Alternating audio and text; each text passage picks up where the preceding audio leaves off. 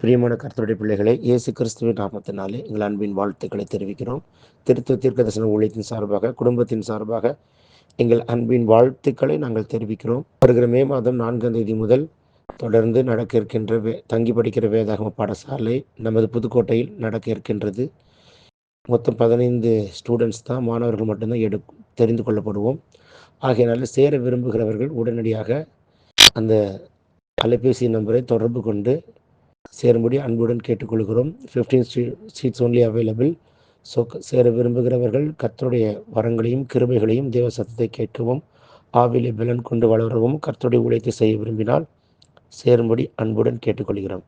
இயேசு நாமத்தில் நாங்கள் வாழ்த்துகிறோம். தொடர்ந்து கால செய்திகளை கேட்கிற உங்களை கர்த்தர் அளவில்லாமல் ஆசீர்வதிப்பார். உங்களை கொண்டு பெரிய காரியங்களை செய்வாராக. உங்கள் வீடுகளுக்குள் அற்புதங்கள் நடப்பதாக. ஆமென். God bless you. God bless you all in Christ. Amen.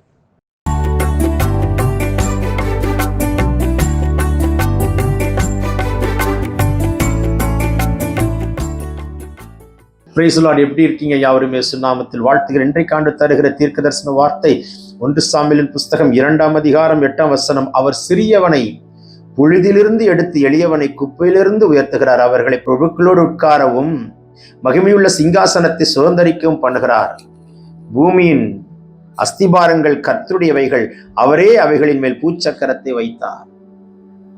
எனக்கு ரொம்ப பிடித்த ஒரு வேர்டு. சிறியவனை புழுதிலிருந்து எடுக்கிறார், எளியவனை குப்பையிலிருந்து உயர்த்துகிறார், அவர்களை பிரபுக்களோடும் உட்காரவும் மகிமையுள்ள சிங்காசனத்தை சுதந்தரிக்கவும் பண்ணுகிறார். I like that word.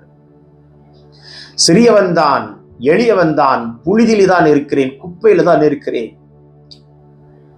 என் வாழ்க்கையில மறக்க முடியாத நிறைய சூழ்நிலைகள் உண்டு. அக்கா, அண்ணா, அம்மா, அக்கா, தங்கச்சி படிப்பில் தோல்வி கண்டு ஒரு அறைக்குள்ளே உட்கார்ந்து அடைக்கப்பட்டவனாய் அழுத நாட்கள் உண்டு.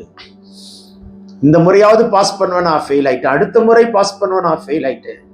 3ஆவது முறை எழுதும்போது நான் ஃபெயில் ஆயிட்டேன். என் வாழ்க்கையே ஒரு வருடம் வீணாய் போயிட்டு இன்னொரு வருடமும் வீணாய் போய்விடுமோ என்கிற ஒரு காலகட்டத்தில் உட்கார்ந்த நாட்கள் உண்டு. வலது கால் முட்டி உடைந்து, 2 கை ஆங்கிள் உடைந்து, கால் ஆங்கிள் உடைந்து, 2 கை விரிஸ்ட் உடைந்து, இப்படியெல்லாம் பல காயங்களும் பாடுகளும் கடந்து வந்த சூழ்நிலைகளை வாழ்விலே மறக்கவே முடியாது. It happened in 1998, 1999, 2000. 2013ஆம் ஆண்டு ஒரு கசப்பான கடினமான ஒரு போராட்டமான சூழ்நிலைகளை கடந்து வந்த நாட்கள் உண்டு. இதெல்லாம் நம் வாழ்விலே மறக்க கூடாது. 2003ஆம் ஆண்டு வயிற்றை நிரப்புகிறதற்கு வழி இல்லாத சூழ்நிலைக்குள் தள்ளப்பட்டு குட்டி குட்டி சமோசா விட்ட நாட்கள் உண்டு. 2003 நடந்ததை 2026 உங்களோடு கர்த்தர் பேசுகிறார் என்று சொன்னால், 2003 இருந்த கடந்து வந்த பாடுகளும் காயங்களும் 2003க்கு முன்பதாக 1999, 1998, 2000 கடந்து வந்த பாடுகளும் உபத்திரவங்களையும் இன்று வரைக்கும் கர்த்தர் நினைப்படுத்தி, காரணம் என்னவென்று கேட்டால், உன் வாழ்க்கை எங்கிருந்து ஆரம்பித்தது என்பதை நீ மறந்து போகாதே. உன் வாழ்வை எங்க ஆரம்பித்தாய், எந்த நிலையில் இருந்தாய், எப்படி இருந்தாய், the situation how you were, how the Lord has blessed you and lifted you up, my brother, my son, remember how I am being with you, I am lifting up. அப்பா, நீர் என் கூட இருக்கிறதற்காய் ஸ்தோத்திரம், நீர் என் கூட இருக்கிறதற்காய் ஸ்தோத்திரம், நீர் என் கூட இருக்கிறதற்காய் ஸ்தோத்திரம், நீர் என்னோடு கூட இருக்கிறதற்காய் ஸ்தோத்திரம். எனக்கே தெரியாது நீர் என்னை உயர்த்தி கொண்டிருக்கிறீர். அப்படிதான் கர்த்தர் செய்கிறார். சில காரியங்களுக்கு பல காலமாய் ஜெபிக்கிறாய் மகனே, மகளே. கர்த்தர் உன்னை உயர்த்தி கொண்டிருக்கிறது உனக்கே தெரியவில்லை. ஆனால் கர்த்தர் உன்னை உயர்த்தி கொண்டுதான் இருக்கிறார், உன்னை நடத்தி கொண்டுதான் இருக்கிறார். வெட்கப்பட்டு போகாதபடிக்கு ஆச்சரியமாய் செய்து கொண்டிருக்கிறார் என்பதை மறந்து போகாது. பேசிக் கொண்டிருக்கிற ஒரு பரிசுத்த ஆவியானவர், வானம் திறக்கப்பட்டதை பார்க்கிறேன், உங்கள் வாழ்க்கையின் தரத்தை கர்த்தர் உயர்த்துவாராக. இப்படியே இருக்கு திருமணமாகுமா, இப்படியே இருக்கு குழந்தை பாக்கியம் பிறக்குமா, இப்படியே இருக்கு கோர்ட்டு கேஸ் நீக்குமா, இப்படியே இருக்கு என் டாக்குமெண்ட் கிடைக்குமா, இப்படியே இருக்கு நான் வீட்டை கட்டுவேனா? இல்லை, கர்த்தர் உயர்த்துகிறவராய் இருக்கிறார். உங்களுக்கு தெரியாது. கர்த்தர் உங்களை படிப்படியாய் கரம் பிடித்து உயர்த்துகிற தேவனுடைய பலத்த கரத்தை, ஓங்கிய புயத்தை உங்கள் கண்கள் கண்டுகொண்டுதான் இருக்கும். முடிவிலே தான் அது விளங்கும். The year you have started, you cannot understand. The time you finish this year, you can understand how the way the Lord is leading you and lifting you up. கர்த்தர் பேசிக் கொண்டிருக்கிறார்.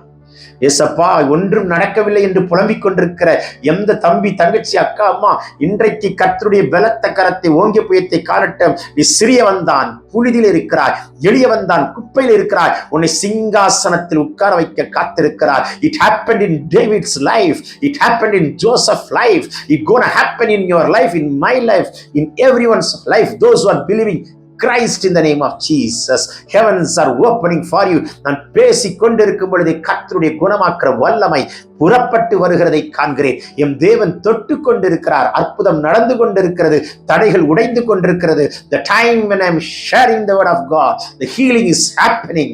பேசி வார்த்தைகளை கேட்டுக் கொண்டிருக்கும் போது அற்புதம் நடக்குது. தங்கச்சி, தம்பி, பேசிக் கொண்டிருக்கிற ஒரு பரிசுத்த ஆவியானவர், ஏசப்பா, ஒருத்தரையும் விடாதீங்க ஆண்டவரே, பலப்படுத்துங்கப்பா, ஜெபாவி ஊற்றுங்கப்பா, பல மணி நேரம் ஜெபிக்கிற கிருபை உண்டாகட்டும் அப்பா. பின்னால உங்களை குறித்து தப்பாய் பேசுகிற வார்த்தைகள் எல்லாம் கேன்சல் ஆகி சத்துருக்களுக்கு முன்பாக உங்களுக்கு ஒரு பந்தியை ஆயத்தப்படுத்தி உங்க தலையை உயர்த்துகிறவர். சிறியவன் தான், எளியவன் தான், புழுதியில இருக்கிறாய், குப்பையில இருக்கிறாய், பிரபுக்களுக்கும் ராஜாக்களுக்கும் மத்தியிலே என் கர்த்தர் உங்களை பந்தி இருக்க செய்யாமல் விட மாட்டார். சொல்ல சொல்ல பரலோகம் திறக்கப்படுகிறது. இயேசுவின் வல்லமுள்ள கரம் தொடுகிறதை பார்க்கிறேன். பெற்றுக்கொள்ளுங்கள் அந்த அபிஷேகத்தை, பெற்றுக்கொள்ளுங்கள் அந்த வல்லமையை. பேசிக் கொண்டிருக்கும் பொழுதே கர்த்தர் அற்புதம் செய்கிறார். பேசிக் கொண்டிருக்கும் பொழுதே கர்த்தர் அதிசயம் செய்கிறார். உங்கள் கண்கள் அதிசயங்களை காண்பதாக. Receive it, receive it, receive it in Jesus mighty name. ஆண்டவரே, இந்த வார்த்தையின் வல்லமை வியாதியை சுகமாக்குறது, கட்டுகளை முறிக்கிறது, மனக்கண்களை திறக்கிறது. Receive it.